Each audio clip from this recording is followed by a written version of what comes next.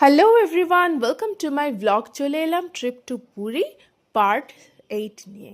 তো এই পার্টে তোমাদেরকে বলেছিলাম যে দুপুরবেলা আমরা কোথায় লাঞ্চ সেরেছিলাম, একদম শেষবারের মতো, কারণ রাতেই ট্রেন আর আমাদেরকে বেরিয়ে পড়তে হবে।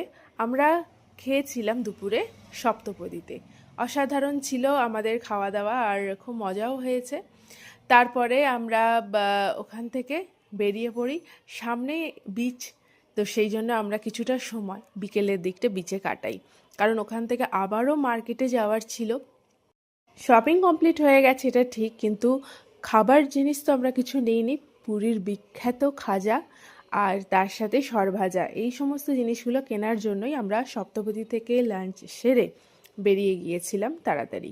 আর সামনেই বিচটা ছিল, তো সেই জন্য কিছুক্ষণ সময় কাটিয়ে আমরা সোজা চলে গেলাম মার্কেটে। হোটেলে ফিরেই আমাদের কিন্তু প্যাকিংয়ের তাড়া, কারণ রাতেই ট্রেন, আগেই বলেছি। তো সেই জন্য কিন্তু আমাদের খুব দ্রুত সন্ধ্যের মধ্যে সমস্ত প্যাকিং কমপ্লিট করতে হবে। তারপরে আমরা প্যাকিং কমপ্লিট করেও ফেললাম হোটেলে ফিরে। তারপরে ভাবলাম যে যাই, একটু শেষবারের মতো বিচের সময় কাটিয়ে আসি, কারণ আর কয়েক ঘন্টা পরেই ট্রেন রয়েছে, বেরিয়ে যেতে হবে। তাই শেষবারের মতন একবার বিচে চলে এলাম। ফিরে আসছি নেক্সট ব্লগ নিয়ে। সবাই সঙ্গে থেকো, ভালো থেকো। এখানে শেষ করছি, টাটা।